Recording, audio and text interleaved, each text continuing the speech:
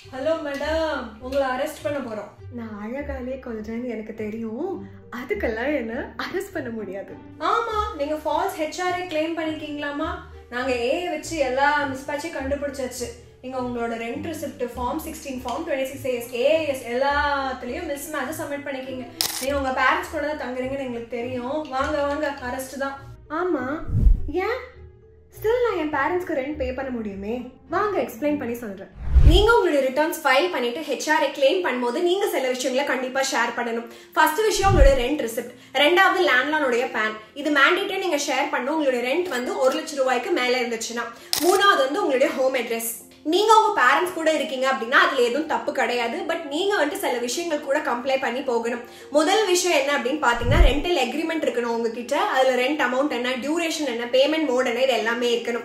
ரெண்டாவது விஷயம் என்னன்னு பாத்தீங்கன்னா, ப்ரூஃப் ஆஃப் பேமெண்ட் இருக்கணும். அதாவது பேங்க் டிரான்ஸ்பரோ இல்ல ட்ரேசபிள் சேனல்ஸ் மூலமாவோ. நீங்க கேஷ் மூலமா பே பண்ணலாம். பட் இது பெருசா வந்து ஃப்ரௌன் பண்ணுவாங்க. ஏன்னு பாத்தீங்கன்னா அபிஷியல்ஸோட ஸ்க்ரூட்டினி கீழே வந்துரும் இது. அடுத்தது வந்து ஓனர்ஷிப் வெரிஃபிகேஷன். உங்களுடைய வீடு வந்து ஃபுல்லா உங்களுடைய பேரண்ட்ஸ் தான் வந்து ஓன் பண்றாங்களா அப்படிங்கிற வெரிஃபிகேஷன். ரெண்ட் அமௌண்ட் வந்துட்டு அந்த பர்டிகுலர் மார்க்கெட் ரேட்டை மேட்ச் பண்ணணும். அதாவது அந்த வீட்டுல இருக்கிற பக்கத்துல இருக்கிற லொக்காலிட்டியில இருக்கிற எல்லா வீடுகள்லயும் என்ன ரேட் கொடுக்குறாங்களோ அதை மேட்ச் பண்ணணும்.